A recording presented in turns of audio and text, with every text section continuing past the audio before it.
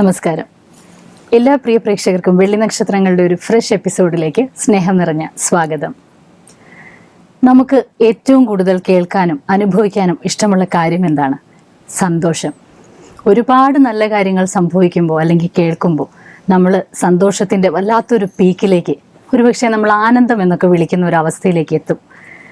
ആനന്ദം എന്ന ചിത്രവും നമ്മളെ കൊണ്ടെത്തിക്കുന്നത് അതേ അവസ്ഥയിലേക്കാണ്.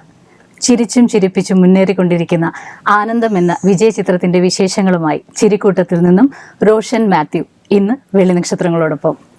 Hi Roshan. Hi, welcome. Thank you. വിളിച്ചതിൽ ഒരുപാട് സന്തോഷം. വന്നതിൽ ഞങ്ങൾക്ക് ഒരുപാട് സന്തോഷം.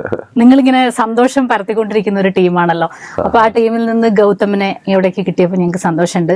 ഇനി കൂടുതൽ എന്തൊക്കെയാണ് പറയൂ ഞങ്ങളോട്, ആനന്ദത്തെ കുറിച്ച്, ഗൗതമിനെ കുറിച്ച്, ടീമിനെ കുറിച്ച്, ടീം വർക്കിനെ കുറിച്ച്. അല്ല, അങ്ങനെ ചോദിക്കുമ്പോൾ പെട്ടെന്ന് എന്തായിരിക്കും ആ മൂവിയെ കുറിച്ച് റോഷൻ ഇങ്ങനെ പെട്ടെന്ന് പറയാൻ തോന്നുന്നത്? എന്തോ അത് പറഞ്ഞോളൂ. പ്രത്യേകിച്ച് ചോദ്യമൊന്നുമില്ല. പെട്ടെന്ന് എനിക്ക് തോന്നുന്നു ഇപ്പൊ പറയാൻ തോന്നുന്നു, ഇപ്പൊ പടം ഇറങ്ങിയിട്ട് 3-ാമത്തെ ആഴ്ചയാണ്. അപ്പോ എനിക്ക് ആദ്യത്തെ 2 ആഴ്ച ഒട്ടും വിശ്വസിക്കാൻ പറ്റിയിട്ടില്ലായിരുന്നു. ഈ പടം തീർന്നു എന്നും ഇത് റിലീസായെന്നും ഇതിപ്പോൾ ആൾക്കാർ കാണുന്നു, അത് ഇഷ്ടപ്പെടുന്നു എന്നുള്ളതൊന്നും എനിക്കങ്ങ് സിങ്കിൻ ആയേയില്ലായിരുന്നു. എനിക്ക് തോന്നുന്നു 3-ാമത്തെ ആഴ്ച എനിക്ക് സ്പെഷ്യൽ ആയിരുന്നതിന്റെ കാരണം അതാണ്. 3-ാമത്തെ ആഴ്ചയിലാണ് എനിക്ക് പെട്ടെന്ന് തോന്നി തുടങ്ങിയത്, ഓ അത് ശരി, അപ്പം നമ്മൾ ചെയ്ത പടം ഇറങ്ങി, ഇത് കാണുന്നവർക്കൊക്കെ ഇഷ്ടപ്പെടുന്നുണ്ട്.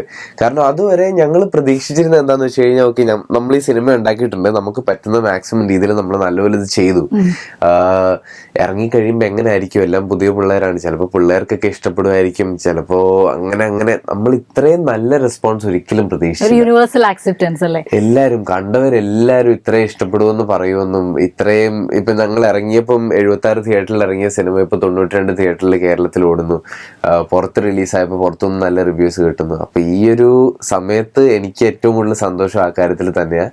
കാരണം ഇപ്പോഴാണ് ഇതൊന്ന് എനിക്ക് മനസ്സിലായി തുടങ്ങുന്നത്. ഇതുവരെ ഞാനങ്ങ് എന്തൊക്കെയോ സംഭവിക്കുന്നു എന്റെ ചുറ്റും എന്നുള്ള രീതിയിൽ ഇരിക്കുകയായിരുന്നു.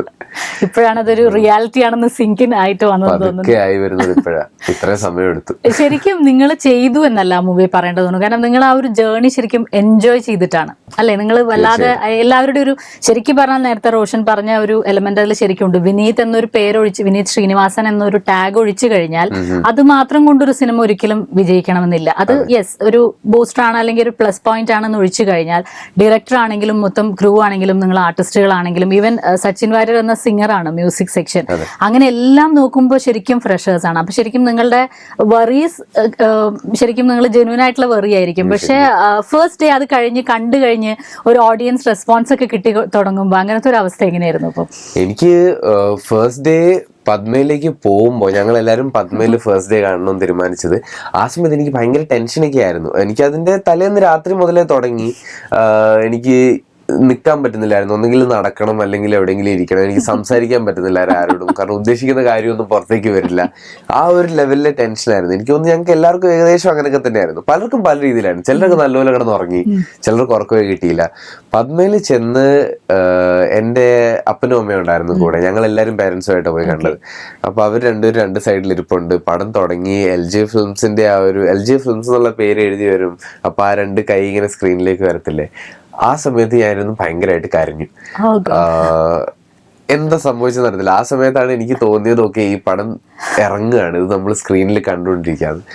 അപ്പോൾ കുറെ നേരം ഇരുന്ന് കരഞ്ഞു. കരഞ്ഞെന്ന് വെച്ചാൽ നമ്മൾ ഈ കാണാൻ ഭയങ്കര ഭംഗിയുള്ള വളരെ ഗ്രേസ്ഫുൾ ആയിട്ടുള്ള ആനന്ദ കണ്ണീരൊന്നുമില്ലായിരുന്നു. ഞാൻ ഏങ്ങി കരയായിരുന്നു, ആഞ്ഞ്. അപ്പൊ സൈഡിൽ എന്റെ അപ്പനിങ്ങനെ ചോദിച്ചാൽ എന്താണ് കുഴപ്പമില്ല ഉണ്ടോ, പ്രശ്നം എന്തെങ്കിലും ഉണ്ടോ? കുഴപ്പമൊന്നുമില്ല. അത് കഴിഞ്ഞ് അങ്ങോട്ട് ബാക്കി സിനിമ മുഴുവൻ കണ്ടപ്പോ വേറെ ആരുടെയോ സിനിമ കാണുന്ന പോലെ ഒരു തോന്നലായിരുന്നു. ഇത് ഞങ്ങൾ ചെയ്ത സിനിമയല്ല, ഞങ്ങൾ അഭിനയിച്ച സിനിമ, അങ്ങനെ ഒന്നും തോന്നിയില്ല. ഞങ്ങൾ ഇങ്ങനെ ഇരുന്ന് കണ്ടു. ശരിക്കും സിനിമയിലൊന്നും ശ്രദ്ധിക്കാൻ പറ്റിയില്ല. പല സീനിലും പല മൂലയിലൊക്കെ ആയിരുന്നു ശ്രദ്ധ. സിനിമ കഴിഞ്ഞ് പുറത്തിറങ്ങിയപ്പോൾ എല്ലാവർക്കും ഇഷ്ടപ്പെട്ടു, എല്ലാവരും കൈയടിക്കുകയൊക്കെ ചെയ്തു. ഒത്തിരി പേര് വന്ന് കണ്ടു, സംസാരിച്ചു, ഫോട്ടോസ് എടുത്തു. ഇതെല്ലാം ഇങ്ങനെ അങ്ങ് പോയി. അപ്പൊ എനിക്ക് ആ ഒരു ദിവസത്തില് ആകെ മനസ്സിലായത് ഞാനിരുന്ന് കുറച്ചു നേരം കരഞ്ഞു എന്നുള്ളത് മാത്രമാണ്. വേറെ ഒന്നും എനിക്ക് മനസ്സിലായില്ല. പുറത്ത് വന്നിട്ടുള്ള ഓഡിയൻസ് റെസ്പോൺസ് അതൊന്നുമില്ല. ഇല്ല, ഞാൻ നിന്ന് കൊടുത്തു. കുറെ പേരുടെ മുമ്പിലും കുറെ ക്യാമറസിന്റെ മുമ്പിലും നിന്ന് കൊടുത്തു, ചിരിച്ചു, അത്രേ ഉള്ളൂ. വേറെ ഒന്നും മനസ്സിലായില്ല. ചിരിച്ചു ഉറപ്പാണല്ലേ? ചിരിച്ചു. ഫോട്ടോസ് ഒക്കെ പിന്നെ കണ്ടപ്പോ ചിരിച്ചിട്ടുണ്ട്. അല്ലെങ്കിൽ പിന്നെ അത് മതി. അതെ, പിന്നെ അവൻ ഇപ്പൊ തന്നെ ചിരിയൊന്നും അതെ ഇല്ല, ഇല്ലാന്നായിരിക്കും. അതെന്തായാലും സംഭവിച്ചില്ല. ചിരി ഇങ്ങനെ കോൺസ്റ്റന്റ് ആയിട്ട് ചിരി ഉണ്ടായിരുന്നു പടം കഴിയുമ്പോ മുതല്. അത് കൊള്ളാം. എങ്ങനെയാണ് ആ ഒരു ഇപ്പം ആനന്ദം എന്ന് പറയുന്നത് ന്യൂ കമേഴ്സ് എന്നുള്ള ഒരു ടാഗ് ഉണ്ട്, പക്ഷെ എന്ന് പറഞ്ഞാലും ഞങ്ങൾ ഓഡിയൻസ് പറയും അതിൽ ഇത്തിരി സീനിയോറിറ്റി ഉണ്ട് റോഷന്. ആ കാര്യങ്ങളിലേക്ക് പിന്നെ വരാം. എങ്ങനെയാണ് ആനന്ദത്തിലെ ഗൗതം റോഷനിലേക്ക് എത്തുന്നത്? ഞാൻ ബോംബെയിലായിരുന്നു, കുറച്ച് നാടകങ്ങളൊക്കെ ചെയ്ത് അവിടെ ഇങ്ങനെ നിൽക്കുമായിരുന്നു. അത്യാവശ്യം ബുദ്ധിമുട്ടിലായിരുന്നു ആ സമയത്ത്. എൻ്റെ ഒരു കസിൻ ഉണ്ട്, അഗസ്റ്റിൻ എന്നാണ് പേര്. അപ്പൊ ഈ കസിൻ ചേട്ടന്റെ ഫ്രണ്ടാണ് രാകേഷ് മൺടോണ്ടി, സ്ക്രിപ്റ്റ് റൈറ്റർ. ഇപ്പൊ ഗോദ റിലീസ് ചെയ്യാൻ പോകുന്നു, ഗോദയൊക്കെ സ്ക്രിപ്റ്റ് ചെയ്ത് രാകേഷ് ചേട്ടന്. അപ്പൊ രാകേഷ് ചേട്ടൻ ഗണേഷ് ചേട്ടനുമായിട്ട് അത്യാവശ്യം നല്ല രീതിയിൽ ക്ലോസ് ആണ്. രാകേഷ് ചേട്ടൻ എന്നെ വിളിച്ചിട്ട് പറഞ്ഞു, എടാ ഗണേഷ് ഒരു സബ്ജക്ട് പ്ലാൻ ചെയ്യുന്നുണ്ട്, എല്ലാം പുതിയ പിള്ളേരെയാണ് ഉദ്ദേശിക്കുന്നത്, നീ ഇപ്പൊ പുതിയതായിട്ട് ക്വാളിഫൈ ചെയ്യല്ലോ, നിനക്ക് വേറെ പടമൊന്നും കിട്ടിയില്ലല്ലോ. ഇല്ല, കിട്ടിയില്ല. അപ്പൊ ഗൗതം എന്നൊരു ക്യാരക്ടർ ഉണ്ട്, നിനക്ക് കറക്റ്റ് ആയിരിക്കും എന്ന് എനിക്ക് തോന്നുന്നു. ഗണേഷ് എന്തായാലും ഓഡിഷൻ ചെയ്യാനാണ് പ്ലാൻ ചെയ്യുന്നത്, പക്ഷെ അത് കോളേജുകളിലായിരിക്കും, നീ അങ്ങോട്ടൊന്ന് കോൺടാക്ട് ചെയ്യും, നിന്നെയും കൂടെ ഒന്ന് ഓഡിഷൻ ചെയ്യാൻ പറ എന്ന് പറഞ്ഞു. അപ്പൊ ഞാനത് ചെയ്തു. ഞാൻ ഗണേശേട്ടന്റെ നമ്പർ മേടിച്ചു, ഗണേശേട്ടനെ വിളിച്ചു, എന്റെ കുറെ വർക്കും ഫോട്ടോസും ഒക്കെ ഞാൻ അയച്ചു കൊടുത്തു. ഗണേശേട്ടൻ എന്നെ തിരിച്ചു വിളിച്ചു കഴിഞ്ഞിട്ട് കുറെ നേരം ഞങ്ങൾ സംസാരിച്ചു. അത് കഴിഞ്ഞിട്ട് എന്നെ കൊച്ചിയിലേക്ക് ഒരു ഓഡിഷന് വിളിച്ചു. അപ്പൊ ആനന്ദേട്ടനും ഗണേശേട്ടനും കൂടെയാണ് ഓഡിഷൻ ചെയ്തത്. അത് കഴിഞ്ഞപ്പോ തന്നെ ഗണേശേട്ടൻ പറഞ്ഞു, ഞങ്ങൾ ഗൗതമിന് വേണ്ടി ആദ്യം ഓഡിഷൻ ചെയ്യുന്ന ആ റോഷനെ, പക്ഷെ എനിക്ക് ഭയങ്കരമായിട്ട് ഇഷ്ടമായി, ഞാൻ ഒരു 90% കൺഫേം ചെയ്യാണ് ഇപ്പോൾ, പക്ഷേ ഞാൻ ബാക്കി എല്ലാവരോടും പ്രൊഡ്യൂസറിൻ്റെ അടുത്തൊക്കെ ചോദിച്ചിട്ട് ഞാൻ പിന്നെ പറയാം എന്ന് പറഞ്ഞു. പിന്നെ ഒരു 2-3 ലെവൽ ഓഡിഷനും കൂടെ ഉണ്ടായിരുന്നു. ആദ്യം ഒരെണ്ണം ദേവിക എന്നുള്ള ക്യാരക്ടർ ചെയ്യുന്ന അന്നുവിന്റെ കൂടെ, ആ കെമിസ്ട്രി എങ്ങനെ വർക്ക് ആവുമെന്ന് അറിയാൻ. പിന്നെ ബാക്കി ആണുങ്ങൾ 3 പേരുടെ കൂടെ, പിന്നെ മൊത്തം ഗ്രൂപ്പ് 7 പേരുമായിട്ട്. ഇതെല്ലാം കഴിഞ്ഞ ഒരു ദിവസം ഗണേശേട്ടൻ വിളിച്ചിട്ട് പറയുന്നത്, കൺഫേം ആയി, നീയാണ് ഗൗതം എന്ന് പറഞ്ഞു. അപ്പൊ അങ്ങനെ ഗൗതമിന് വേണ്ടി ആകെ ഓഡിഷൻ ചെയ്തത് തന്നെയാണ്, വേറെ ആരെയും ചെയ്തില്ല. ഗൗതമാണ്, ധൈര്യമായിട്ട് പറയാം. എങ്ങനെയായിരുന്നു ആ ക്യാരക്ടർ എന്ന് പറയുമ്പോൾ? ശരിക്കും ഒരു 2 സൈഡ് ഉണ്ട് ആ പാവത്തിന്. ഒരു റിയൽ ഗൗതം ഉണ്ട്, ഒരു ഇമ്പോസ്ഡ് ഗൗതം ഉണ്ട്. അപ്പൊ അതിനെ കൊണ്ടുപോകാനും ആക്ടർക്ക് ശരിക്കും അത് ചെയ്യുന്ന ആൾക്കും അതിന്റെ ഒരു അത്രയും എഫേർട്ട് തീർച്ചയായിട്ടും വേണം അല്ലെ? നമുക്കത് ഫീൽ ചെയ്യണമെങ്കിൽ നിങ്ങൾ അത് ഫീൽ ചെയ്യിച്ചേ പറ്റൂ. അപ്പം അതില് ഏത് ഗൗതമിലാണ് റോഷൻ കൂടുതലുള്ളത്? രണ്ടാമത്തെ ഗൗതമില്. അയ്യോടാ, ശരിക്കും സത്യമായിട്ടും ആരും കരഞ്ഞു എന്നൊക്കെ പറഞ്ഞോണ്ട് ഞാൻ കുറച്ച് വിശ്വസിക്കും. ഇല്ല, ശരിക്കും അതങ്ങനെ. എന്താണെന്നറിയോ, എനിക്ക് ഞാൻ ആദ്യം ഓഡിഷൻ ചെയ്യുമ്പോഴൊന്നും ഗൗതമിന് ഇങ്ങനെ ഒരു സൈഡ് ഉണ്ടെന്ന് എനിക്ക് അറിയില്ല. കാരണം നമ്മൾ മുഴുവൻ സ്ക്രിപ്റ്റ് വായിക്കുന്നത് കാസ്റ്റ് കൺഫേം ആയി കഴിഞ്ഞിട്ടാ. അതിനു മുമ്പ് ഈ അവന്റെ ഒരു റോക്ക് സ്റ്റാർ പേഴ്സോണയിലേക്കാണ് എന്നെ ഓഡിഷൻ ചെയ്യുന്നത്. അപ്പൊ അത് ചെയ്തു, ഗണേശേട്ടന് ഇഷ്ടപ്പെട്ടു. പിന്നെ ഞാൻ സ്ക്രിപ്റ്റ് വായിക്കുമ്പോൾ ഇവൻ ഇങ്ങനത്തെ സൈഡ് ഉണ്ടെന്ന് അറിഞ്ഞു കഴിഞ്ഞപ്പോൾ എനിക്ക് ഭയങ്കര സന്തോഷമായത്. കാരണം എൻ്റെ മൊത്തം പടത്തിലെ ഫേവറേറ്റ് ക്യാരക്ടർ ഗൗതമാണ്. അപ്പൊ അത് തന്നെ ചെയ്യാൻ പറ്റുക പറയുന്നത് വലിയൊരു ഭാഗ്യമാണ്. 1. 2, എനിക്ക് കോളേജിലായിരുന്നപ്പോഴൊക്കെ ഗൗതമിനെ പോലെ തന്നെ അത്യാവശ്യം നല്ല രീതിയിൽ ഒരു ഐഡന്റിറ്റി ക്രൈസിസ് ഉണ്ടായിരുന്നു. അപ്പോ ആ കാര്യങ്ങള് പിന്നെ അങ്ങോട്ടുള്ള ഈ കഴിഞ്ഞ കുറച്ച് കൊല്ലങ്ങളായിട്ട് ഇങ്ങനെ ഞാൻ തന്നെ ആലോചിച്ചിട്ടുണ്ട്, അത് എന്തിനാ നീ അങ്ങനെയൊക്കെ ചെയ്തു കൂട്ടിയത്. ഇപ്പൊ ഞാൻ മദ്രാസ് ക്രിസ്ത്യൻ കോളേജിലാണ് ഞാൻ എൻ്റെ BSc ഫിസിക്സ് ചെയ്തത്. അപ്പൊ അവിടെ ഞാൻ ചെല്ലുമ്പോൾ, അതിനു മുമ്പ് ഞാൻ കോട്ടയത്താണ് പഠിച്ചത്, കോട്ടയം കേന്ദ്ര വിദ്യാലയയിലായിരുന്നു എൻ്റെ സ്കൂളിംഗ് മുഴുവൻ.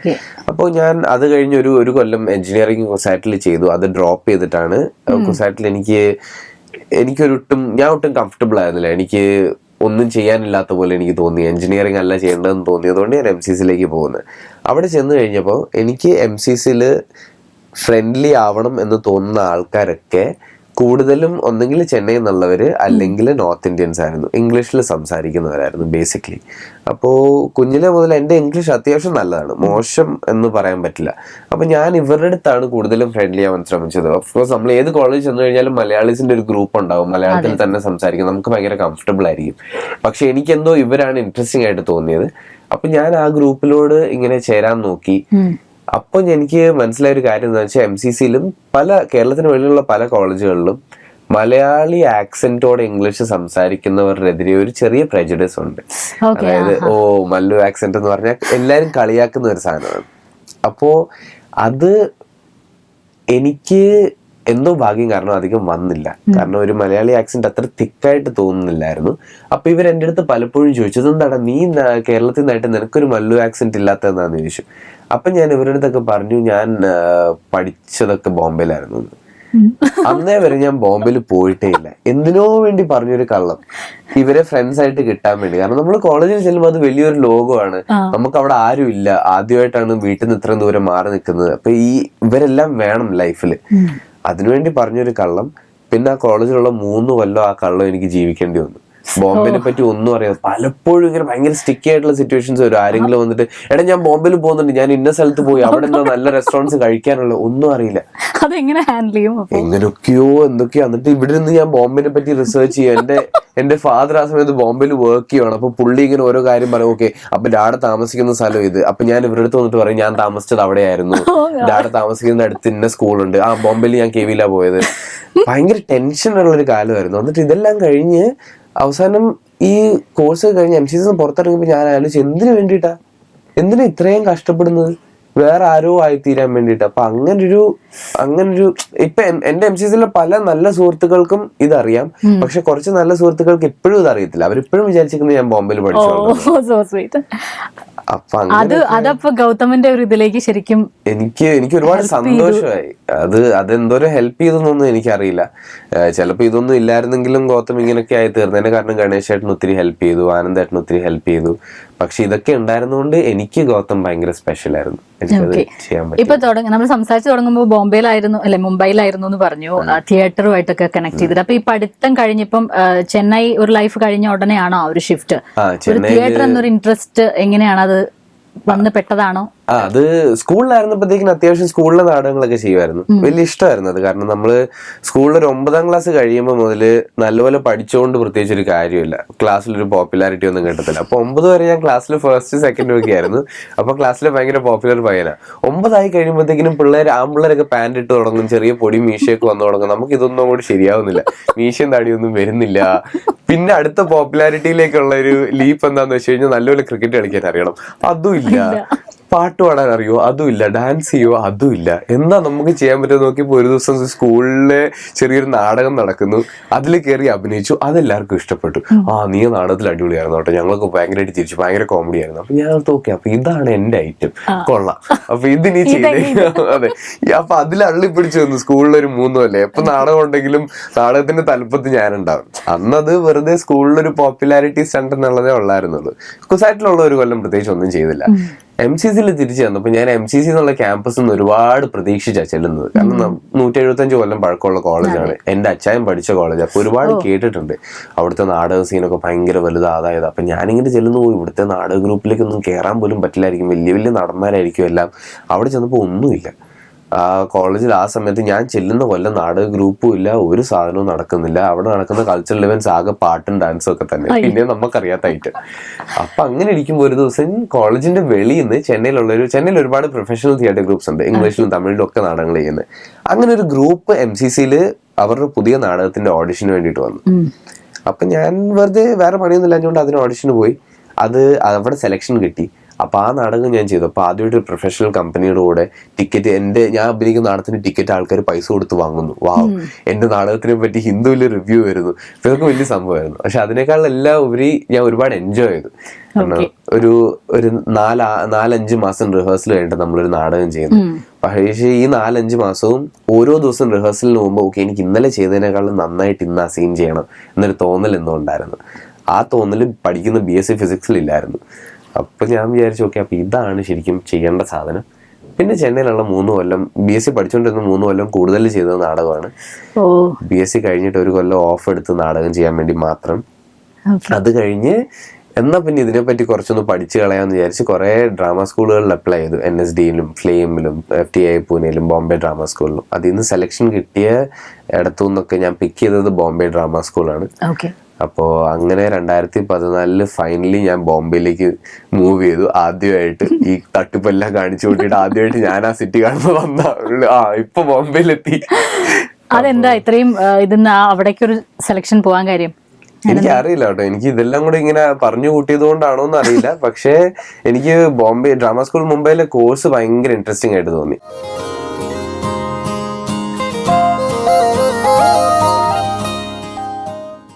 ശരിക്കും ഫാമിലിയുടെ ഒരു സപ്പോർട്ട് വളരെ നന്നായിട്ട് റോഷനെ കൊണ്ടുപോയിട്ടുണ്ടല്ലേ? കാരണം ഒട്ടും നമുക്ക് ഒരു ഉറപ്പില്ലാത്ത എത്രയോ പേരെ നമ്മൾ കാണുന്നതാ. ഒരു അവർക്ക് വല്ലാത്തൊരു സ്ട്രഗിൾ വേണ്ടി വരാറുണ്ട്. അങ്ങനെ നമ്മുടെ ഇഷ്ടത്തിലേക്ക് ഇത് കൂളായിട്ട് അത് ചെയ്യാൻ പറ്റുകയും സപ്പോർട്ട് ചെയ്യുകയും ചെയ്യുന്നല്ലോ ഫാമിലി. അത് ഓഫ്കോഴ്സ് ഇടയ്ക്ക് ഇങ്ങനെ ചോദ്യങ്ങൾ ഉണ്ടായിട്ടുണ്ട്. നാടകം കൊണ്ടാണോ നീ ജീവിക്കാൻ പോകുന്നത്? ഉർവശി തിയേറ്റേഴ്സ് ആണോ നിന്റെ ലക്ഷ്യം? അങ്ങനെ നീ നല്ലപോലെ പഠിക്കുന്നൊരു പയ്യനല്ലേ? അതൊക്കെ ഒരുപാട് വന്നിട്ടുണ്ട്. പക്ഷേ ഭയങ്കര സപ്പോർട്ടീവ് ആയിരുന്നു എല്ലാവരും. പ്രത്യേകിച്ച് ഡ്രാമ സ്കൂളിൽ ചേരണമെന്ന് പറഞ്ഞപ്പോൾ ഞാൻ ഒട്ടും പ്രതീക്ഷയില്ല അതിനുള്ള ഫീസൊക്കെ തരുമെന്നൊന്നും. ഒരു പൊട്ടിത്തെറിയൊക്കെ പ്രതീക്ഷിച്ചാണ് പ്രസന്റ് ചെയ്തിട്ടുണ്ടാവല്ലേ. പക്ഷേ ഡാഡ നോക്കിയപ്പോഴത്തേക്കിനും ഇത്രയധികം പിള്ളേർ ഓഡിഷൻ ചെയ്ത് അവരാകെ സെലക്ട് ചെയ്ത് 18 പേരിൽ അതിൽ ഇവന് കിട്ടിയോ, അപ്പം കൊടുത്തു നോക്കാം, ഒരു കൊല്ലമല്ലേ അവൻ ചെയ്യട്ടെ. പിന്നെ അത് കഴിഞ്ഞ് പുതിയ നിയമമൊക്കെ വന്നു കഴിഞ്ഞപ്പോഴത്തേക്കിനും അത് ചോദിക്കാൻ വരുമായിരുന്നു, എങ്ങനെയാണ് സിനിമ എന്നൊരു ഇതിലേക്ക് പിന്നെ മാറുന്നത്? ഇതേപോലെ തന്നെയാണോ, നാടകത്തെക്കാൾ കുറച്ചുകൂടി ആൾക്കാർ സിനിമ ആണെന്ന് വിചാരിച്ചാണോ? അല്ല, അങ്ങനല്ല. എന്താന്ന് വെച്ചാൽ എനിക്ക് ഒരിക്കലും സിനിമ എന്നുള്ളൊരു ഐഡിയ മനസ്സിലില്ലായിരുന്നു. കാരണം സിനിമ കുഞ്ഞിലെ പോലെ ഭയങ്കര ഇഷ്ടമാണ്, വലിയ ഭ്രാന്തായിരുന്നു സിനിമ. ഭയങ്കര തീവ്രമായ ഒരു ലാലേട്ടൻ ഫാനാണ്. അപ്പോൾ ഒരുപാട് സിനിമയെ സ്നേഹിക്കുന്ന ആളാണ്. അപ്പോൾ എൻ്റെ മനസ്സിൽ എപ്പോഴും ഞാൻ ഈ അഭിനയിച്ചു തുടങ്ങിയ സമയം മുതൽ നാടകങ്ങളൊക്കെ ചെയ്യാം, സിനിമയിലേക്കൊന്നും നിന്നെ ആരും എടുക്കാൻ പോകുന്നില്ല, ആ ഒരു ഐഡിയ എന്നും ഉണ്ടായിരുന്നു. അപ്പം ആ സ്വപ്നം മോനിപ്പോൾ കാണണ്ട, ഇതുകൊണ്ട് എന്താ ചെയ്യാൻ പറ്റുന്നത് വെച്ചാൽ നമുക്കത് ചെയ്യാം. ഓക്കെ, അങ്ങനെ ഒരു രീതിയിൽ നിൽക്കുമ്പോഴാണ് ഞാൻ ബോംബെയിലെ കോഴ്സ് കഴിഞ്ഞിട്ട് ഒരു 2 മാസം വീട്ടിൽ വന്ന് നിൽക്കേണ്ട ഒരു ആവശ്യം ഉണ്ടായി. അപ്പോൾ ഈ 2 മാസം വെറുതെ നിൽക്കാൻ എനിക്ക് ഭയങ്കര മടി. അപ്പം ഞാൻ എൻ്റെ ഒരു പോർട്ട്ഫോളിയോ ഒക്കെ പ്രിന്റ് ചെയ്ത് പല പ്രൊഡക്ഷൻ കമ്പനികളുടെ അടുത്തും ചെന്നിട്ട് കൊടുത്തതാണ്. ഇതാണ് ഞാൻ, എന്തെങ്കിലും വർക്ക് ഉണ്ടെങ്കിൽ എന്നെ വിളിച്ചാൽ മതി, ഞാൻ വന്നിട്ട് ഓഡിഷൻ ചെയ്യാം, നിങ്ങൾക്ക് ഇഷ്ടപ്പെടുവാണെങ്കിൽ എന്നെ കാസ്റ്റ് ചെയ്യാം. ഒന്നും പ്രതീക്ഷിച്ചില്ല. അതിൻ്റെ കൂടെ തന്നെ നമുക്ക് പരിചയമുള്ള ആരെങ്കിലും ഉണ്ടെങ്കിൽ അവർ വഴി ആരെങ്കിലും ഒക്കെ പോയി കാണാമെന്നും കൂടെ നോക്കി. അപ്പോൾ ഒരു ഫാമിലി ഫ്രണ്ടാണ് കിരീട ഉണ്ണി സാറ്. അപ്പൊ കിരീട ഉണ്ണി സാർ ഒരു ദിവസം എന്നെ കൊണ്ടുപോയിട്ട് ആന്റോ ജോസഫ് സാറിനെ, ആന്റണി പെരുമ്പാവൂർ സാറിനെ ഒക്കെ പരിചയപ്പെടുത്തി തന്നു. പെട്ടെന്ന് ഒരു ദിവസം എന്നെ വിളിച്ചു, മുമ്പിലിരിക്കുന്ന ഇവരൊക്കെ. അപ്പൊ അന്നേരം സൈഡിൽ ആന്റോ ജോസഫ് സാറിന്റെ കൂടെ ഡിക്സൺ ചേട്ടൻ ഉണ്ടായിരുന്നു. ഡിക്സൺ പടുത്താസ് പ്രൊഡക്ഷൻ കൺട്രോളറാണ്. ഡിക്സൺ ചേട്ടൻ അപ്പൊ എന്നെ കണ്ടപ്പോൾ പറഞ്ഞു, എടാ പുതിയ നിയമത്തിലെ ഒരു ക്യാരക്ടറിന് ചിലപ്പോൾ നീ കറക്റ്റ് ആയിരിക്കുമല്ലോ. അപ്പൊ ഞാനിങ്ങനെ ഓക്കെ ശരി, അപ്പൊ നീ ഒരു കാര്യം ചെയ്യ്, സാജൻ സാറിന്റെ വീട്ടിലേക്ക് പോ, സാറിനെ കാണ്. അപ്പൊ ഞാൻ സാജൻ സാറിന്റെ വീട്ടിൽ പോയി ചെറിയൊരു ഓഡിഷൻ പോലെ പരിപാടി ഉണ്ടായി. അത് കഴിഞ്ഞ് പെട്ടെന്ന് പുതിയ നിയമം അങ്ങ് വന്നു. ശരിക്കും ഭയങ്കര എന്താ പറയുന്ന ഭയങ്കര ലക്കായിരുന്നു, വലിയൊരു ഭാഗ്യമാണ്. അതും മമ്മൂക്കയുടെ ഒരു പടത്തിൽ നമുക്ക് ആദ്യം ചെയ്യാൻ പറ്റുക എന്നൊക്കെ ഉള്ളത്. പിന്നെ അതേപോലെ തന്നെ ഞാൻ ഈ പലയിടത്തും കൊണ്ട് പോർട്ട്ഫോളിയോ കൊടുത്തു എന്ന് പറഞ്ഞതിനകത്തു നിന്ന് ഫ്രൈഡേ ഫിലിംസിന് വിജയബാബു സാറിനെ വിളിച്ചു. അവർ പറഞ്ഞു ഞങ്ങൾ ഓഡിഷൻ ചെയ്യുന്നുണ്ട്, റോഷൻ ഒന്ന് വരാമോ. അത് പുതിയ ഷൂട്ടിന്റെ സമയത്ത്. അപ്പൊ ഞാൻ ചോദിച്ചത് കൊള്ളാലോ, കുറച്ചു കാലം ഇവിടെ വന്ന് കഷ്ടപ്പെട്ടപ്പോഴത്തേക്കും 2 സിനിമ വന്നിട്ട്. അപ്പൊ അത് വലിയ ഭാഗ്യമായിരുന്നു ആ 2 വന്നത്. അങ്ങനെ 2 സിനിമ 2 തരം ക്യാരക്ടേഴ്സ്. അതെ അതെ അല്ലെ, ശരിക്കും ഒരു ആക്ടറെ സംബന്ധിച്ച് ഇനി നോക്കുമ്പോ ശരിക്കും തുടക്കത്തിലുള്ള ഈ ഒരു സംഭവം, അത് കഴിഞ്ഞൊരു ബിഗ് ആനന്ദം. ഇപ്പൊ ആനന്ദം കഴിഞ്ഞു എന്ന് പറയാൻ പറ്റില്ല, ആനന്ദം പോയിക്കൊണ്ടിരിക്കുന്ന സമയമാണ്. അപ്പൊ ഇപ്പൊ ശരിക്കും റോഷൻ കുറച്ചുകൂടി ആ കാര്യങ്ങളിലൊക്കെ കുറച്ചുകൂടി ഡ്രീംസോ അല്ലെങ്കിൽ ആസ്പിറേഷൻസ് എന്താണെങ്കിലും ഇത്തിരി ഒരു ഫോക്കസ്ഡ് ആയി ഉണ്ടാവില്ലേ? കുറച്ച് എനിക്ക് ഭയങ്കര പേടിയാണ് എപ്പോഴും കോൺഫിഡന്റ് ആവാൻ. അതായത് ഇനി സിനിമകൾ തന്നെ ചെയ്യാം, ഇനി ബോംബെയിലേക്കൊന്നും പോകണ്ട എന്ന് പറയാൻ ഭയങ്കര പേടിയാ. പക്ഷേ ഇപ്പൊ ഇവിടെ ഇങ്ങനെ ചുറ്റിപ്പറ്റി നിൽക്കുകയാണ്, ആരെങ്കിലും വിളിക്കുമായിരിക്കും. ഇപ്പൊ കുറച്ച് കോൾസ് ഒക്കെ വരുന്നുണ്ട്, കുറച്ച് സ്ക്രിപ്റ്റുകളൊക്കെ കേട്ടു. അപ്പം ഇനിയൊരു പ്രോജക്റ്റ് നല്ലത് ഏതെങ്കിലും കിട്ടുമെന്നുള്ളൊരു പ്രതീക്ഷയിൽ ഇങ്ങനെ വെയിറ്റ് ചെയ്യുന്നു, ഡിസ്കസ് ചെയ്യുന്നു, അങ്ങനെ നിൽക്കുക.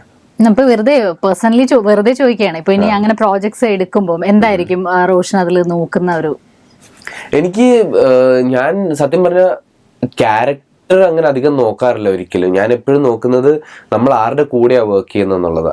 നമ്മൾ ഒരാളെ ആദ്യം കണ്ടു കഴിയുമ്പോൾ തന്നെ അറ്റ്ലീസ്റ്റ് എനിക്ക് അങ്ങനെ ഒരാളെ കണ്ടു കഴിയുമ്പോഴത്തേക്കിനും ഭയങ്കരമായിട്ടൊരു വൈബ് കിട്ടും. എനിക്ക് ഈ ആളുടെ കൂടെ വർക്ക് ചെയ്യണോ വേണ്ടയോ എന്നുള്ള ഒരു അതിപ്പോ ഒരു ഡയറക്ടർ ആയാലും ഒരു സ്ക്രിപ്റ്റ് റൈറ്റർ ആയാലും ചിലപ്പോൾ ആള് നമ്മളെ മീറ്റ് ചെയ്യുന്ന രീതി അല്ലെങ്കിൽ നമ്മുടെ അടുത്ത് ആ കഥ പറഞ്ഞു തരുന്ന രീതിയിൽ നിന്ന് തന്നെ നമുക്ക് തോന്നും ഇത് എനിക്ക് ചെയ്യണോ എന്നുള്ളത്. അതിനകത്ത് അതൊക്കെ അത് തീരുമാനിച്ചു കഴിഞ്ഞിട്ടാണ് ഞാൻ പലപ്പോഴും ഓക്കെ ഇതിനകത്ത് എന്റെ ക്യാരക്ടർ എന്താന്ന് ഞാൻ നോക്കുന്നത്. അപ്പൊ അങ്ങനെ ഒരു ആളായിരുന്നു ഗണേശേട്ടൻ എന്നെ വിളിച്ച് ഞാൻ ഫോണിൽ ആദ്യം ഒരു 40 മിനിറ്റ് സംസാരിച്ചപ്പോൾ ഞാൻ മനസ്സിൽ ഉറപ്പിച്ചത് എന്നെ കൊണ്ട് പറ്റുമെങ്കിൽ, എന്നെ ഗണേശേട്ടന് വേണമെങ്കിൽ ഈ സിനിമ ഞാൻ ചെയ്യും, അതിനകത്ത് എൻ്റെ റോൾ എന്തായാലും എനിക്കൊരു കുഴപ്പമില്ല. പുതിയ നിയമത്തിൽ ആര്യനേക്കാൾ ഇത്രയും ഓപ്പോസിറ്റ് ആയിട്ടുള്ള റോള് കിട്ടിയത് വലിയ ഭാഗ്യം. പക്ഷെ അത് പ്രതീക്ഷിച്ചില്ലായിരുന്നു. ആദ്യം തീരുമാനിച്ചത് ഗണേശേട്ടനോട് വർക്ക് ചെയ്യണമെന്ന്. അപ്പൊ അങ്ങനെ ഒരാളെ കണ്ടുപിടിക്കണമെന്നാണ് ഇപ്പൊ എൻ്റെ വലിയ ആഗ്രഹം. പിന്നെ എനിക്കൊരു അയ്യരുകുട്ടിയായിട്ട് അഭിനയിക്കാൻ വലിയ ആഗ്രഹമുണ്ട്. അതെന്തുകൊണ്ടാണെന്ന് എനിക്കറിയത്തില്ല. കുറച്ചു കാലമായിട്ട് ഇങ്ങനെ എനിക്കൊരു നമ്പൂരി പയ്യൻ അല്ലെങ്കിൽ ഒരു അയ്യരുകുട്ടിയായിട്ട് അഭിനയിക്കണം, അങ്ങനൊരു ആഗ്രഹമുണ്ട്. ഇഷ്ടംപോലെ സമയം കിടക്കല്ലേ നമുക്ക് വേണ്ടിയിട്ടുള്ള. ഇപ്പൊ എഴുതിക്കൊണ്ടിരിക്കണ്ടാവും, അവിടെ ഇരിക്കുന്ന ഒരാൾ എഴുതിക്കൊണ്ടിരിക്കണ്ടാവും റോഷന് വേണ്ടി എന്ന് പറഞ്ഞിട്ട്. ഇത് കേട്ടിട്ട് ആരെങ്കിലും എഴുതുന്നുണ്ടെങ്കിൽ അതെ, അപ്പൊ എനിക്കും പ്രൗഡാവും, ഇതിലാണ് അത് ആദ്യം പറഞ്ഞത്. എങ്ങനെ ഇപ്പൊ ഒരുപാട് ഫിലിംസ് കാണുന്ന ഒരാളായിരുന്നു എന്ന് പറഞ്ഞു. അപ്പം ഇപ്പൊ അഭിനയിച്ചു തുടങ്ങിയെന്ന് തന്നെ പറയാമല്ലേ നമുക്ക്. അഭിനയിച്ചു തുടങ്ങി സിനിമയിൽ കേട്ടോ, തിയേറ്റർ അല്ല സിനിമയിൽ. അപ്പൊ നമ്മൾ കണ്ട ക്യാരക്ടേഴ്സ് അല്ലെങ്കിൽ നമ്മൾ അറിഞ്ഞ ക്യാരക്ടേഴ്സ് ഒക്കെ വെച്ചിട്ട് റോഷന്റെ ഒരു ടേസ്റ്റ് ഓഫ് ക്യാരക്ടേഴ്സ് അങ്ങനെ ചെയ്യുള്ളൂ എന്നൊന്നുമില്ല, എന്നാലും ടേസ്റ്റുകൾ ഉണ്ടാവുമല്ലോ. പയ്യരുകുട്ടി എന്ന് പറഞ്ഞു, അങ്ങനെയല്ല ഞാൻ പറയണേ. എനിക്ക് തോന്നുന്ന ടേസ്റ്റ് ഓഫ് ക്യാരക്ടേഴ്സിലും കൂടുതൽ എനിക്ക് ഞാൻ പറഞ്ഞില്ല, മൊത്തം സിനിമയുടെ ഒരു ഫീൽ ഉണ്ടാവുമല്ലോ. ഇപ്പം നമ്മുടെ സ്ഫടികം എന്ന് പറയുന്ന സിനിമ ഒരു പെർട്ടിക്കുലർ ഫീലാണ്. ആ ഒരു നമ്മൾ ആ പടം കാണുമ്പോൾ നമ്മൾ ആ ചെറിയ നാട്ടിലേക്ക്, നമ്മൾ ചങ്ങനാശ്ശേരിയിലേക്ക് അങ്ങ് ഇറങ്ങിച്ചെല്ലും. അതിനകത്തെ ആ ഒരു കുടുംബത്തിനകത്തിരുന്നാണ് നമ്മൾ ആ സിനിമ കാണുന്നത്. അതേപോലെ തന്നെ നമ്മള് തെങ്കാശിപ്പട്ടണം എന്ന് പറഞ്ഞിട്ട് സിനിമ കാണുമ്പോഴത്തേക്കിനും നമ്മുടെ ഫീല് വേറൊന്നാണ് കംപ്ലീറ്റ്ലി. ഭയങ്കര എന്റർടൈനിങ് ആണ്. എന്നാ അതായത് ഈ രണ്ട് സിനിമകൾ നമ്മൾ എടുത്തു കഴിഞ്ഞാൽ ഇതിനകത്ത് ഗ്രാഫില് റിയലിസത്തിന്റെ എമൗണ്ട് ചിലപ്പോൾ ഒരിടത്ത് കൂടുതലും ഒരിടത്ത് കുറവുമായിരിക്കും. എക്സാജറേഷൻ ചിലപ്പോൾ ഒരിടത്ത് കൂടുതലും വേറൊരിടത്ത് കുറവായിരിക്കും. അപ്പൊ അങ്ങനെയുള്ള ആ ഒരു ഫീലാണ് ഞാൻ ശരിക്കും പറഞ്ഞാൽ കൂടുതൽ ശ്രദ്ധിക്കുന്നത്. എന്തുതരം സിനിമ എന്നുള്ളൊരിതാണ്. അപ്പൊ എനിക്ക് നമ്മള് കമ്മട്ടിപ്പാടമൊക്കെ നമ്മൾ ഈ റീസെന്റ് കണ്ടല്ലോ, അന്നയും റസൂലും കമ്മട്ടിപ്പാടം, അല്ലെങ്കിൽ ഒരു മഹേഷിന്റെ പ്രതികാരം പോലത്തെ ഭയങ്കര അധികം റിയലിസ്റ്റിക് ആയിട്ടുള്ള ഒരു സിനിമ ചെയ്യണമെന്ന് വലിയ ആഗ്രഹമുണ്ട്. അതിലെ ക്യാരക്ടർ എന്തായാലും കുഴപ്പമില്ല. അതേപോലെ തന്നെ ഇപ്പോ ഗണേശ് ചേട്ടന്റെ ആനന്ദം എന്ന് പറയുന്ന സിനിമ ഒരു പെർട്ടിക്കുലർ ലോകത്തിനകത്താണ് സെറ്റ് ആയിട്ടുള്ളത്. ഒരു ഫീൽ ഗുഡ് സിനിമയാണ്. അതിനകത്തെ ആൾക്കാരും അവർ ചെയ്യുന്ന കാര്യങ്ങളും ഒക്കെ ഒരു പ്രത്യേക ലെവലിലാണ്. അപ്പൊ അതേപോലത്തെ ഒരു ലോകം ക്രിയേറ്റ് ചെയ്യുന്ന ഒരു ഫാന്റസിയോ അല്ലെങ്കിൽ അങ്ങനെ എന്തെങ്കിലും വളരെ ഡ്രാസ്റ്റിക് ആയിട്ടുള്ള ഫീൽ ഉള്ള സിനിമകൾ ചെയ്യണമെന്ന്. അപ്പം അതനുസരിച്ച് നമ്മുടെ പെർഫോമൻസ് നമുക്ക് മാറ്റാൻ ഒരു ചാൻസ് ഉണ്ടാവുമല്ലോ. അതെ, തീർച്ചയായിട്ടും. ഇപ്പൊ രാജീവ് രവി സാറിനെ പോലെ ഒരു ഡയറക്ടർ എപ്പോഴും ആക്ടേഴ്സിനെ കൊണ്ട് ഭയങ്കര റിയലിസ്റ്റിക് ആയിട്ട് പെർഫോം ചെയ്യിപ്പിക്കുക. അതുകൊണ്ട് അല്ലെ ഇപ്പൊ ഒരു അൽഫോൺസ് പുത്രന്റെ സാറിനുള്ള നമുക്ക് ആ സിനിമ കാണുമ്പോൾ അറിയാം. കാരണം ആ ആക്ടേഴ്സ് മറ്റ് സിനിമകളിൽ അങ്ങനെയല്ല. അപ്പൊ എനിക്ക് അങ്ങനെയുള്ള ആരുടെയും കൂടെ ചെയ്യണമെന്നുള്ളൊരു വലിയ ആഗ്രഹമുണ്ട്. അപ്പൊ നമ്മളിപ്പോ ഒരുവിധം കാര്യങ്ങളൊക്കെ ആഗ്രഹങ്ങളൊക്കെ പറഞ്ഞു കഴിഞ്ഞു. ഇനി പ്രേക്ഷകരോട് നേരിട്ട് തന്നെ റോഷൻ എന്തെങ്കിലും പറഞ്ഞു കേൾക്കാൻ തീർച്ചയായിട്ടും അവർക്ക് സന്തോഷം ഉണ്ടാവും. അതിനു മുമ്പായിട്ട് ഇത്രയും സപ്പോർട്ട് ചെയ്യുന്ന ഡാഡ, മമ്മി അല്ലെ, ബ്രദർ, അങ്ങനെയാണോ നിങ്ങളുടെ ഫാമിലി? സിസ്റ്റർ ആണോ? മൂത്ത ചേച്ചി അല്ലെ, ഏതോ ബ്രദർ പഠിച്ച കാര്യം, ചെന്നൈയിൽ പഠിച്ച കാര്യം ഞാൻ കൺഫ്യൂസ് ചെയ്തു. Okay, fine. അപ്പൊ അവരെ കുറിച്ചും കൂടി ഒന്ന് പറഞ്ഞിട്ട് നമുക്ക്. എന്റെ ഡാഡ കാനറ ബാങ്കിലാണ് വർക്ക് ചെയ്യുന്നത്. ഇപ്പൊ കോട്ടയത്തുണ്ട്. പക്ഷെ അത്യാവശ്യം കുറെ സ്ഥലങ്ങളിൽ ഇങ്ങനെ ട്രാൻസ്ഫർ കിട്ടി പോയിട്ടുണ്ടായിരുന്നു. അതിലൊരു സ്ഥലമായിരുന്നു ബോംബെ. അപ്പൊ ഞങ്ങളും പലപ്പോഴും കൂടെ ഇങ്ങനെ യാത്ര ചെയ്തിട്ടുണ്ട്, ഞാൻ കുഞ്ഞായിരുന്നപ്പോഴൊക്കെ. അപ്പോ ഡാഡ ഭയങ്കര സിനിമാ പ്രേമി ആയിരുന്നു. തീവ്രമായ ഒരു മമ്മൂക്ക ഫാനാണ്. അപ്പൊ ഞാൻ കുഞ്ഞിലെ വളർന്നത് മമ്മൂട്ടി സിനിമകളെല്ലാം തിയേറ്ററിൽ പോയി കണ്ടും ലാലേട്ടന്റെ പടങ്ങള് ടിവിയിൽ കണ്ടുമാണ്. പിന്നെ എൻ്റെ അപ്പൻ നല്ല രീതിയിൽ അഭിനയിക്കുമായിരുന്നു. ഒത്തിരി പേര് പറഞ്ഞു കേട്ടിട്ടുണ്ട്. അപ്പൊ അതില് കുറെയൊക്കെ അവിടെ നിന്നായിരിക്കണം കിട്ടിയത്. എൻ്റെ അപ്പൻ്റെ ഫ്രണ്ട്സൊക്കെ അവരുടെ ഗെറ്റ് ടുഗദറിനൊക്കെ ഞാൻ പോകുമ്പോഴത്തേക്കിനും അവരെപ്പോഴും പറയും, എടാ നിന്റെ അപ്പം ഭയങ്കര നാടനൊക്കെ ആയിരുന്നു, നാടകങ്ങളൊക്കെ എഴുതുന്നു, നിനക്ക് വല്ലതും അറിയാവോ? എൻ്റെ അടുത്ത് ഡാഡ നേരിട്ട് അങ്ങനെ അധികമൊന്നും പറഞ്ഞിട്ടില്ല, പക്ഷെ ഇവരൊക്കെ പറഞ്ഞു ഒത്തിരി അറിയാം. പിന്നെ അമ്മ PWDയിലായിരുന്നു, എഞ്ചിനീയർ ആയിരുന്നു. ഒരു 30 കൊല്ലം സർവീസ് കഴിഞ്ഞ് ഇപ്പം റിട്ടയർഡായി. അമ്മയുടെ ഫാദർ, ഞാൻ അച്ചാച്ചൻ എന്നാണ് വിളിക്കുന്നത്. അച്ചാച്ചൻ ഒരു പ്ലേ റൈറ്റ് ആയിരുന്നു, നാടകത്തിന്റെ സംവിധായകനായിരുന്നു. SB കോളേജിലെ വൈസ് പ്രിൻസിപ്പൽ ആയിരുന്നു. AE അഗസ്റ്റിൻ സാർ എന്നാണ് പേര്. ഇപ്പൊ ചങ്ങനാശ്ശേരിയിലെ എല്ലാവർക്കും അറിയാവുന്ന ഒരു നാടകം എന്നുള്ള വാക്കിനെ ചങ്ങനാശ്ശേരി നേരെ കണക്ട് ചെയ്യുന്നത് AE അഗസ്റ്റിൻ എന്നുള്ളൊരു പേരുമായിട്ടാണ്. അപ്പൊ അവിടുന്ന് കിട്ടിയിട്ടുണ്ടാവണം കുറെയൊക്കെ. കാരണം എന്റെ അമ്മച്ചി ഞാൻ അപ്പം കൊച്ചുമക്കളിൽ ഏറ്റവും ഇളയത് ഞാനാണ്. അപ്പൊ എന്റെ അമ്മച്ചി ഞാൻ ഈ നാടകവും സിനിമയൊക്കെ ചെയ്തു തുടങ്ങിയപ്പോ അമ്മച്ചി പറഞ്ഞു, ഏറ്റവും അവസാനത്തത് നീയല്ലേ, നിനക്കെങ്കിലും അത് കിട്ടേണ്ടതായിരുന്നു, ബാക്കി ആർക്കും അത് കിട്ടിയില്ല, അപ്പൊ നിനക്കുള്ളതാന്ന് പറഞ്ഞിട്ടുണ്ട്. അപ്പൊ അവിടുന്ന് ആയിരിക്കണം കുറച്ചൊക്കെ കിട്ടിയത്. പിന്നെ എന്റെ ചേച്ചി, ഞാൻ ഇതുവരെ ചെയ്തിട്ടുള്ള എല്ലാ കാര്യങ്ങളിലും എന്നെക്കാട്ടിലും കൂടുതൽ എക്സൈറ്റഡ് ആയിട്ടുള്ളത് അവളാണ്. അതിപ്പോ ആനന്ദത്തിന്റെ റിലീസ് ആണെങ്കിൽ പോലും അവള് ലണ്ടനിലാണ് ഇപ്പൊ പഠിക്കുന്നത്. അപ്പൊ അവൾക്ക് ഇതുവരെ പടം കാണാൻ പറ്റിയിട്ടില്ല. പക്ഷെ അവിടെ ഇരുന്നുകൊണ്ടുള്ള അവളുടെ എക്സൈറ്റ്മെന്റ് ലെവൽ ഇവിടെയുള്ള എന്റെ എക്സൈറ്റ്മെന്റിനെക്കാളും കൂടുതലാണ്. എന്നും വിളിച്ചിട്ട് എടാ എന്താ സംഭവിക്കുന്നത്, നീ ഇന്ന് ഇന്റർവ്യൂവിന് പോകുന്നു, ഏത് ചാനലാ, നീ എവിടെ TV വരുന്നു, നീ യൂട്യൂബിൽ വരുന്നു, എനിക്ക് അയച്ചു തരുമോ? ഭയങ്കര എക്സൈറ്റഡ് ആണ്, ഭയങ്കര സപ്പോർട്ടീവ് ആണ്. അപ്പൊ അവൾക്ക് ഞാൻ ചെയ്യുന്ന എന്തെങ്കിലും കാര്യം അവൾക്ക് ഇഷ്ടമായി കഴിഞ്ഞാൽ എനിക്ക് ഭയങ്കര സന്തോഷമാണ്. അപ്പൊ ഇതൊക്കെയാണ് കുടുംബം. പിന്നെ ഇത് കണ്ടിട്ടില്ലാത്തവർ ആരെങ്കിലും, നമ്മുടെ പ്രേക്ഷകരിൽ ആരെങ്കിലും ആനന്ദം കണ്ടിട്ടില്ലാത്തവരുണ്ടെങ്കിൽ ഞങ്ങൾക്കൊരു ചാൻസ് തരിക. ഞങ്ങൾ ഒരു കൂട്ടം പുതിയ ആൾക്കാരാണ്. ഞങ്ങൾ ചെയ്തിട്ടുള്ളത് ഒരു പുതിയ ടൈപ്പ് സിനിമയാണ്. ഞങ്ങളുടെ കയ്യിലുള്ള എല്ലാം ഈ സിനിമയിലേക്ക് ഇട്ടിട്ടുണ്ട്. അപ്പോൾ അത് കണ്ടു കഴിയുമ്പം നിങ്ങൾക്ക് ഇഷ്ടപ്പെടുമെന്നൊരു വിശ്വാസം എനിക്കിപ്പോൾ ഉണ്ട് 3 ആഴ്ച കഴിഞ്ഞപ്പോൾ. കാരണം കഴിഞ്ഞ 3 ആഴ്ചയിൽ കണ്ടവർക്കെല്ലാം ഇഷ്ടപ്പെട്ടു. അപ്പോൾ ഒന്ന് പോയി കണ്ടു നോക്കണം. ഇഷ്ടപ്പെടുവാണെങ്കിൽ ആൾക്കാരോടൊക്കെ പറയുക, കൂട്ടുകാരോടും ഫാമിലിയോടും ഒക്കെ പറയുക. Thank you. അപ്പൊ എന്തായാലും അച്ഛൻ ഇങ്ങനെ അഭിനയിക്കുമായിരുന്നു, എഴുതുമായിരുന്നു എന്നൊക്കെ പറഞ്ഞപ്പോ ഒരു പക്ഷെ അദ്ദേഹത്തിന് പോവാൻ പറ്റാത്തൊരു മേഖലയിലേക്ക് മകൻ ഒരാഗ്രഹം കാണിച്ചപ്പോ തന്നെ ആ മനസ്സ് സന്തോഷിച്ചിട്ടുണ്ടാവും. അത് തന്നെയായിരിക്കും സപ്പോർട്ട് ചെയ്ത് വിട്ടത്. മോനെ നീ പോയി ചിറക് വിരിച്ചോന്ന് അച്ഛൻ തന്നൊരു ആത്മവിശ്വാസമുണ്ട്. പിന്നെ മുത്തശ്ശന്റെ അനുഗ്രഹം, ഇതെല്ലാം കൂടെ ചേർത്ത്, പിന്നെ ഇപ്പൊ പറഞ്ഞ പോലെ ആ ചേച്ചിയുടെ സ്നേഹം, അമ്മയുടെ സ്നേഹം, സപ്പോർട്ട്, പിന്നെ വല്യമ്മച്ചി, എല്ലാവരുടെയും ഇതെല്ലാം കൂടെ ചേർന്നായിരിക്കാം റോഷൻ എന്ന് പറയുന്ന ഈ ഒരു വളരെ ടാലന്റഡ് ആയിട്ടുള്ള ഒരു ആക്ടർ ഞങ്ങൾക്ക് കിട്ടിയത്. We are so happy. ഞങ്ങൾക്ക് ഒരുപാട് സന്തോഷമുണ്ട്. കാരണം അതങ്ങനെയാണ്. നാളത്തെ ഒരു മലയാള സിനിമയിൽ ഞങ്ങൾക്ക് ഉറപ്പുണ്ട്, ഞങ്ങൾ പ്രേക്ഷകർക്ക് ഉറപ്പുണ്ട്, റോഷൻ മാത്യു എന്ന പേരും ഈ ഒരാളും പല പല ക്യാരക്ടേഴ്സായിട്ട് ഇങ്ങനെ നിറഞ്ഞ് നിൽക്കുന്നു. അങ്ങനെ തന്നെ ആയിരിക്കണമെന്ന് ആത്മാർത്ഥമായി പ്രാർത്ഥിക്കുന്നു. ഈ ഒരു സമയത്ത്, ഈ ഒരു സന്തോഷത്തിൽ, ആ ഒരു ആനന്ദത്തിൽ ഒരുമിച്ചിരുന്ന് സംസാരിക്കാൻ പറ്റിയതിൽ ഒരുപാട് സന്തോഷം. Thank you so much. എനിക്ക് ഒത്തിരി സന്തോഷം എന്നെ ഇവിടെ വിളിച്ചതിനും, പിന്നെ ഇപ്പൊ ഈ പറഞ്ഞ എല്ലാ കാര്യങ്ങൾക്കും അതൊക്കെ അതുപോലെ തന്നെ നടക്കട്ടെ. അതെ, നടക്കട്ടെ. Thank you Roshan, thank you so much.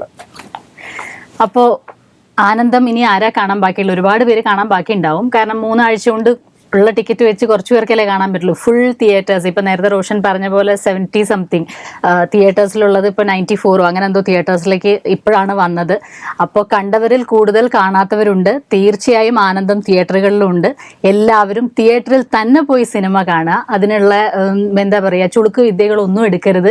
കാരണം ഒരു ടീമിൻ്റെ സ്വപ്നം അതിലുണ്ട്, അവരുടെ ഒരു എഫേർട്ട് അതിലുണ്ട്. ആ സിനിമ കാണുക, അതിൽ മനസ്സ് തുറന്ന് ചിരിക്കേണ്ടവിടെ ചിരിക്കുക, ക്ലാപ്പ് ചെയ്യേണ്ടവിടെ ക്ലാപ്പ് ചെയ്യുക. നമുക്ക് കിട്ടുന്നത് ഒരു പറ്റം കഴിവുറ്റ ചെറുപ്പക്കാരെയാണ്. ഇത്രയും പറഞ്ഞുകൊണ്ട് വെള്ളി നക്ഷത്രങ്ങളുടെ ഈ അധ്യായം ഇന്നിവിടെ തീരുന്നു. നമുക്ക് വീണ്ടും കാണാം അടുത്തയാഴ്ച.